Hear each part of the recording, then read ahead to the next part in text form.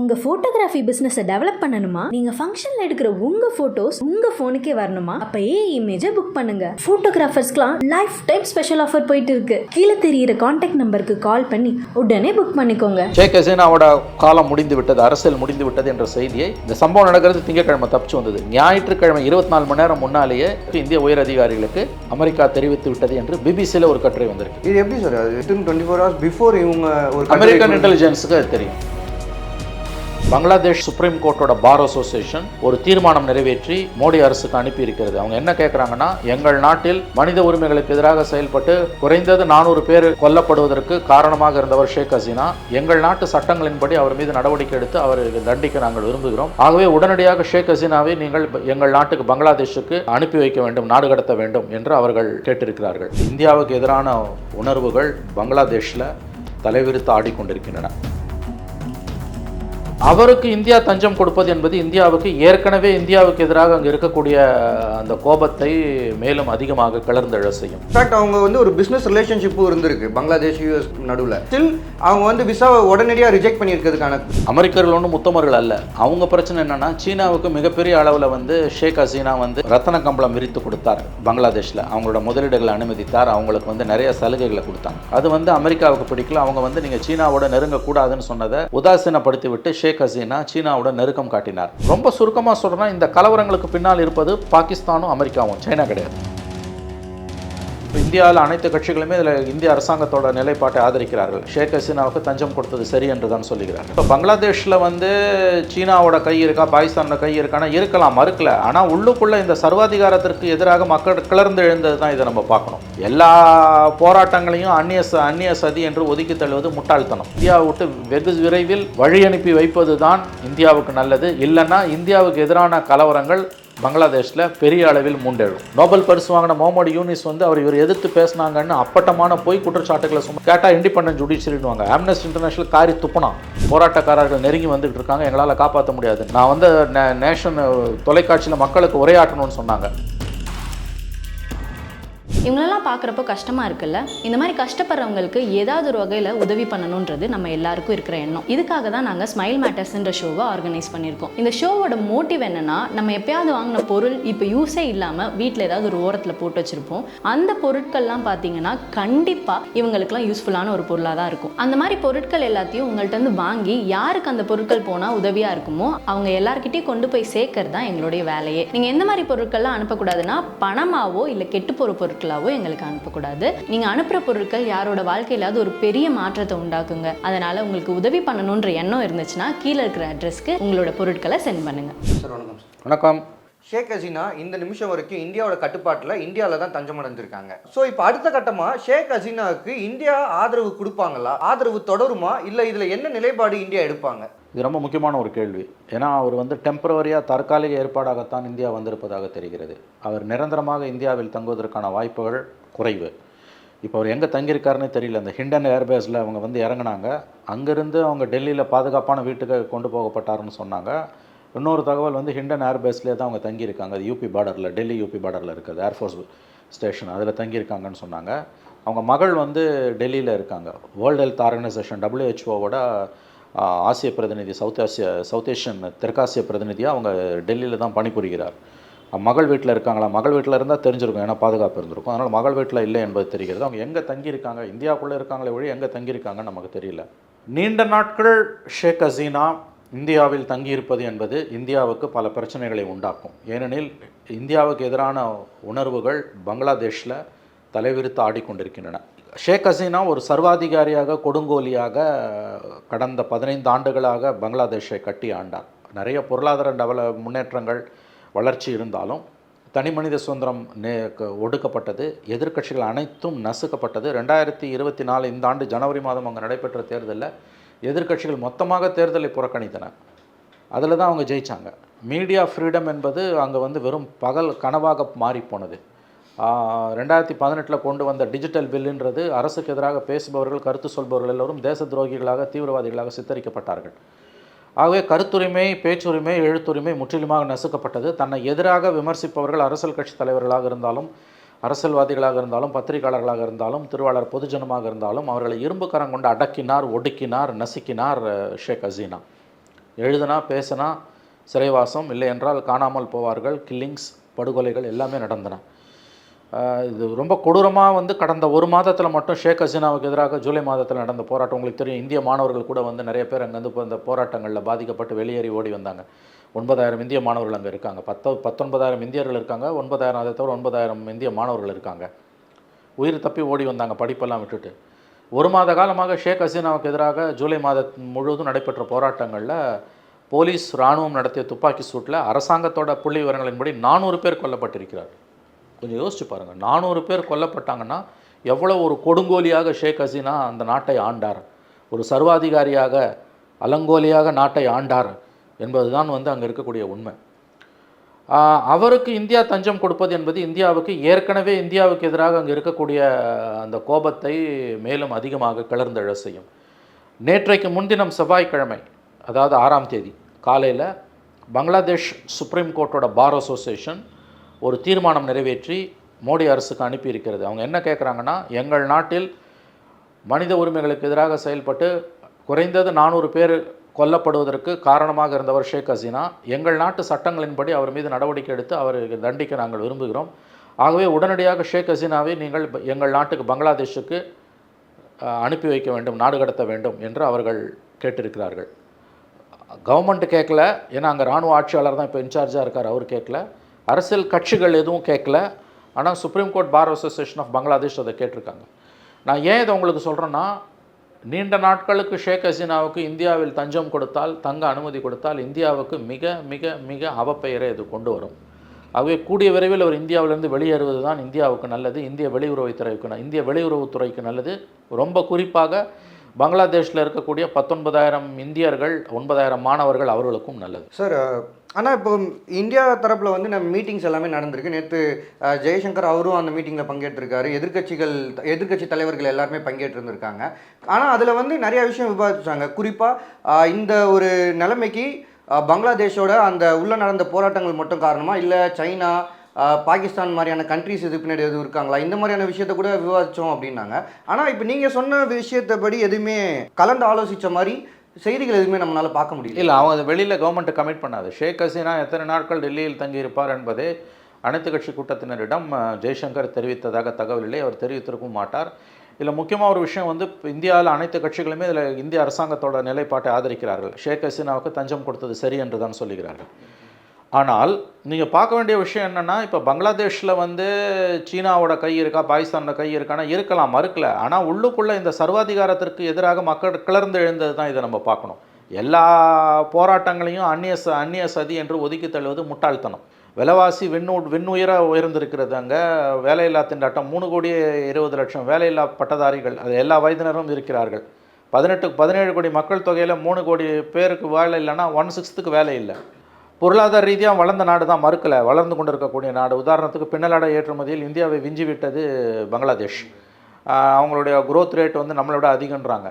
கோவிட்க்கு அப்புறம் கூட அதிகமாக தான் இருக்குது. ஆனால் அதை எதை விலையாக கொடுத்து வாங்கினாங்கன்னா, தொழிலாளர் நல சட்டங்கள் சுத்தமாக அங்கே கிடையாது, லேபர் லாஸே கிடையாது. இஷ்டம் போல், அதாவது வந்து வேலை வாங்குறது எப்படின்னா வந்து 15-16 வயது சிறுவர் சிறுமிகள் வேலைக்கு உட்படுத்தப்படுகிறார்கள். ரொம்ப சாதாரணமாக 14 மணி நேரம் 16 மணி நேரம்லாம் அங்கே வேலை நடக்குது. அதனால தான் வந்து ஐரோப்பா, அமெரிக்கா போன்ற நாடுகள் வந்து அவங்களோட ஆடைகள் இறக்குமதியை தடை செய்யக்கூடிய அளவுக்கு போயிருக்காங்க.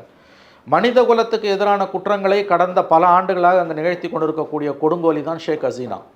அதுக்கு அவருக்கு முழுக்க ஒத்துழைப்பு கொடுத்தது இந்தியா. ஏன்னு கேட்டிங்கன்னா, இந்தியாவோட சுற்றுப்புறத்தில் இருக்க எல்லா நாடுகளும் கடந்த 10 ஆண்டுகளில் மோடி கவர்மெண்ட் வந்த பிறகு இந்தியாவுக்கு எதிராக திரும்பி விட்டன. சீனா, பாகிஸ்தான், இலங்கை, நேபாள், பூட்டான், குட்டி நாடு, கோமன சைஸில் இருக்க நாடு மால்தீவ்ஸ், அவனும் திரும்பிட்டான். இந்தியா சொல்படி கேட்டு ஆடக்கூடிய ஒரே நாடாக இருந்தது பங்களாதேஷ். இந்தியாவுக்கு எதிரான நடவடிக்கைகளை ஒரு இரும்பு கரம் கொண்டு ஒடுக்கினார், தீவிரவாதத்தை அடைக்கினார், அதெல்லாம் கரெக்டு, பாராட்டுறோம். ஆனால் உள்ளூரில் சொந்த நாட்டில் கருத்துரிமை, பேச்சுரிமை, எழுத்துரிமையை காலின் கீழ் போட்டு மிதித்தார். 100% அக்மார்க் முத்திரை குத்தப்பட்ட சர்வாதிகாரியாகத்தான் அங்கே 15 ஆண்டுகள், குறிப்பாக கடந்த 5 ஆண்டுகளை அங்கே ஆண்டவர் ஷேக் ஹசீனா. ஏங்க, ஜனவரி மாதம் தேர்தல் நடக்குதுங்க.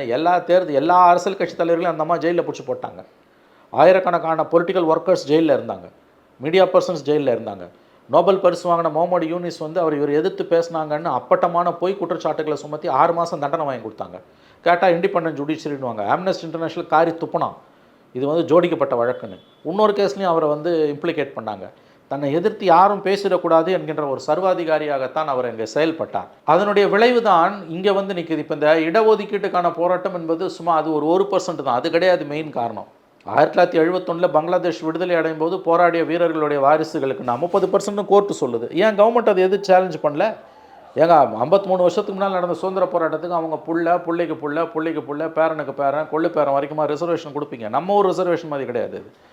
அதே மாதிரி அங்கே வந்து அவாமி லீக் கட்சியை சார்ந்தவன்லாம் இப்போ சுதந்திரத்துக்கு போகிறான்னா அவன் பேரன் அவன் புள்ளன்னு வாங்கியிருக்கான். ஸோ கவர்மெண்ட் சர்வீஸில் தான் ஆளை ரொப்பறதுக்கெலாம் அந்த அம்மா பண்ணியிருக்காங்க. ரொம்ப கேடுகட்ட கேவலமான காரி உமிழ வேண்டிய ஒரு சர்வாதிகார ஆட்சியை கொடுங்கோலி ஷேக் ஹசீனா அங்கே நடத்தினார். அதனுடைய பலன் தான் இன்றைக்கி அவர் நாட்டை விட்டு ஓடி வரக்கூடிய துர்பாக்கியமான நிலைமைக்கு ஆளானார். இப்போ யோசிச்சு பாருங்கள், மோடி பிரைம் மினிஸ்டராக பதவி இருக்கும் 3ஆவது தடவை ராணி மாதிரி இங்கே வந்துட்டு போனாங்க. இந்த அம்மா 2 தடவை வந்துட்டு போனாங்க. கடைசியில் உயிருக்கு தப்பிச்சு 45 நிமிஷம் தான் ராணுவம் கெடு கொடுத்துருக்கு. போராட்டக்காரர்கள் நெருங்கி வந்துக்கிட்டு இருக்காங்க, எங்களால் காப்பாற்ற முடியாதுன்னு. நான் வந்து நேஷன் தொலைக்காட்சியில் மக்களுக்கு உரையாற்றணும்னு சொன்னாங்க. அதெல்லாம் நத்திங் டூயிங் முடியாது, டைம் இல்லை, முதல்ல நீங்கள் ஹெலிகாப்டரில் ஏறி கிளம்புன்னு துரத்தி விட்டாங்க. இல்லாட்டி அவங்க கதையை அங்கே முடிச்சிருப்பாங்க. நீங்கள் பார்த்துருப்பீங்க அந்த விஷுவல்ஸ்லாம். பங்களாதேஷ் பிரதமரோட வீடு எப்படி இலங்கை அதிபர் வீடு சூறையாடப்பட்ட மாதிரி, ராஜபக்ஷ மாளிகை சூறையாடப்பட்ட மாதிரி சூறையாடப்பட்டது. உயிருக்கு தஞ்சம் அடைந்து பயந்து ஓடி வந்திருக்கிறார் இந்த கொடுங்கோலி. இவருக்கு இந்தியா வந்து எவ்வளோ விரைவாக இவரை இந்தியாவிலிருந்து வேறு நாடுகளுக்கு, அவர் விரும்புகிற நாட்டுக்கு, எந்த நாடு அவரை அழைத்து கொள்குதோ, UAEன்றாங்க, துபாய்ன்றாங்க, சவுதி அரேபியான்றாங்க, எங்கே போகிறாங்களோ அங்கே போகணுன்னு இந்தியாவை விட்டு வெகு விரைவில் வழி அனுப்பி வைப்பது தான் இந்தியாவுக்கு நல்லது. இல்லைன்னா இந்தியாவுக்கு எதிரான கலவரங்கள் பங்களாதேஷில் பெரிய அளவில் மூண்டெழும். சார், நீங்கள் சொன்ன மாதிரி UAE கிட்ட தான் பேச்சுவார்த்தை நடக்குது அப்படின்றாங்க. இப்போ யூரோப் கண்ட்ரீஸ் கூடயும் பேச்சுவார்த்தை நடக்குன்றாங்க. பட் சைமல்டேனியஸாக அதுக்குள்ளே US என்ன சொல்கிறாங்கன்னா அவங்களோட விசாவையை ரிஜெக்ட் பண்ணியிருக்காங்க. இன்ஃபேக்ட் அவங்க வந்து ஒரு பிஸ்னஸ் ரிலேஷன்ஷிப்பும் இருந்திருக்கு பங்களாதேஷ் US நடுவில். ஸ்டில் அவங்க வந்து விசாவை உடனடியாக ரிஜெக்ட் பண்ணியிருக்கிறதுக்கான ரீசன் என்ன? அதாவது அங்கே என்ன நடக்குதுன்னா, கடந்த பல ஆண்டுகளாகவே வந்து அமெரிக்காவுக்கும் பங்களாதேஷுக்கும் பெரிய அளவில் சண்டை நடந்துகிட்டு இருக்குது. அமெரிக்கர்கள் ஒன்றும் முத்தமர்கள் அல்ல. அவங்க பிரச்சனை என்னென்னா, சீனாவுக்கு மிகப்பெரிய அளவில் வந்து ஷேக் ஹசீனா வந்து ரத்தன கம்பளம் விரித்து கொடுத்தார் பங்களாதேஷில். அவங்களோட முதலீடுகளை அனுமதித்தார், அவங்களுக்கு வந்து நிறைய சலுகைகளை கொடுத்தாங்க. அது வந்து அமெரிக்காவுக்கு பிடிக்கல. அவங்க வந்து நீங்கள் சீனாவோட நெருங்கக்கூடாதுன்னு சொன்னதை உதாசீனப்படுத்தி விட்டு ஷேக் ஹசீனா சீனாவோட நெருக்கம் காட்டினார். இது அமெரிக்கர்களுக்கு வந்த முதல் கோபம். ஏன்னா இந்த பிராந்தியத்தில் வந்து சீனாவோட ஆதிக்கம் வலுவடைவது அவங்களுக்கு ஆபத்தாப்படுது அமெரிக்கர்களுக்கு. அதனால் அவங்க என்ன பண்ணாங்க, அமெரிக்கா என்ன பண்ணுச்சுன்னா, நீ சீனாவோட பிடியிலேருந்து வெளியில் வா, முக்கியமான கொள்கைகள் எல்லாம் வந்து நாங்கள் சொல்கிறத கேளுன்னா இந்த அம்மா கேட்காம சீனா பக்கம் நகர ஆரம்பித்தாங்க. அது முதல் கோபம் அவர்களுக்கு. அது எப்படி வெளியில் வர ஆரம்பிச்சதுன்னு கேட்டிங்கன்னா, இந்த அம்மா உள்ளுக்குள்ளே சர்வாதிகாரியாக இருக்கும்போது மனித உரிமைகளுக்கு நாங்கள் தான் காவலர்கள் எப்பயுமே மாறுதட்டிக்கொள்ளோம் இல்லையா அமெரிக்கா.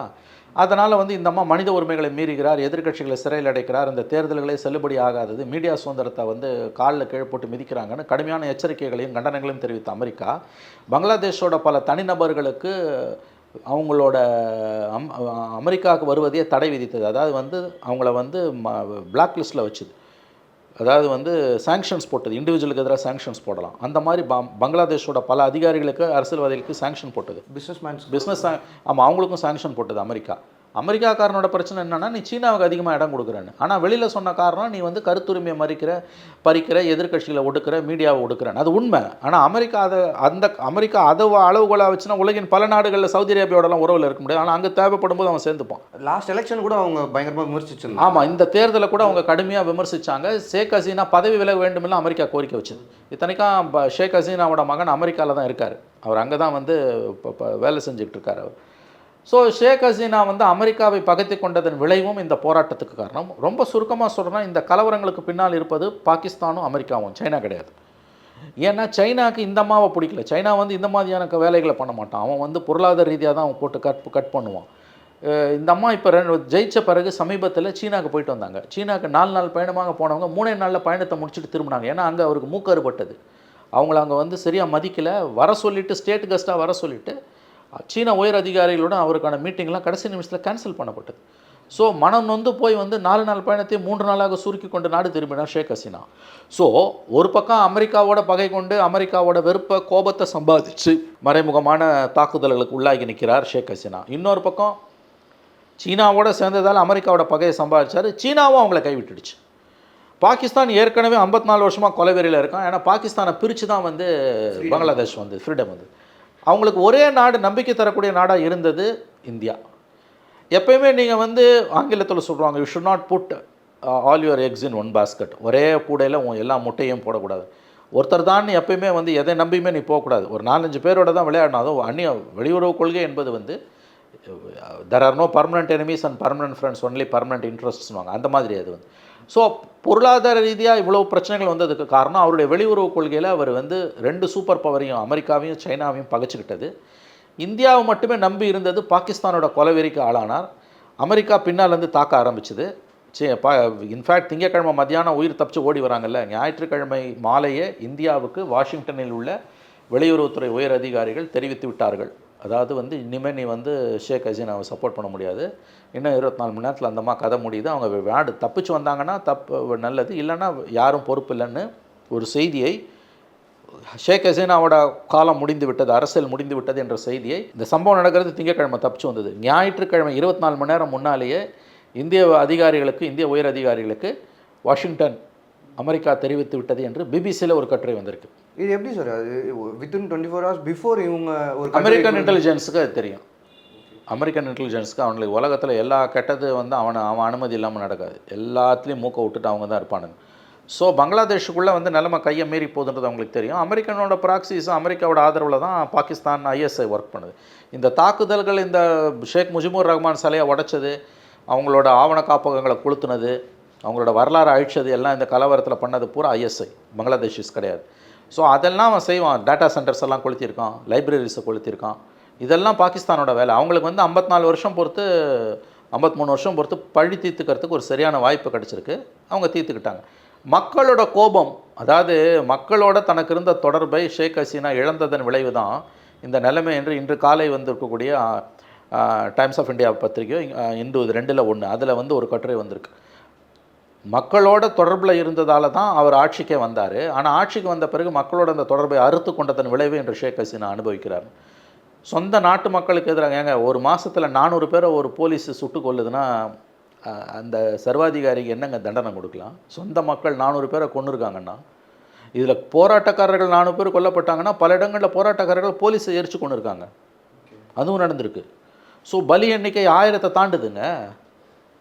இதில் இவ்வளோ அந்த வந்து புறப்படுறதுக்கே அந்த அம்மா தயாராக இல்லை. இராணுவ அதிகாரிகள் சொல்லியும் அவங்க கேட்கல. கடைசியில் வந்து அவங்க தங்கச்சியையும் அவங்க மகளையும் வச்சு தான் கன்வின்ஸ் பண்ணாங்கன்னு எழுதுகிறாங்க எல்லாரும்.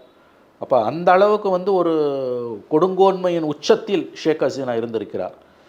இன்றைக்கு வந்து அவர் சொந்த நாட்டிலே தங்க முடியாமல் உயிர் தப்பித்தால் போதும் என்று வந்திருக்கிறார்.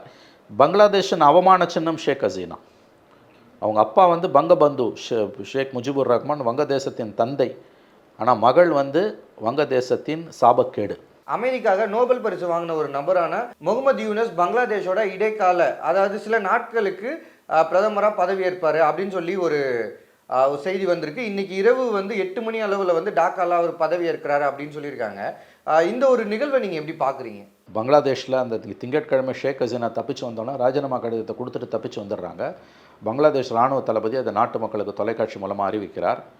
அவருடைய ராஜினாமாவை ஏற்றுக்கிட்டு அவங்க நாட்டை விட்டு தப்பிச்சு போயிட்டாங்க. மாற்று ஏற்பாடு செய்யப்படும் முறையில் நான் தான் பொறுப்பில் இருப்பேன், ஆனால் விரைவில் சிவிலியன் அரசாங்கம் அமையும் என்று அவர் அறிவிச்சிட்டார். அங்கே நிறையா கட்சிகள் இருக்குது.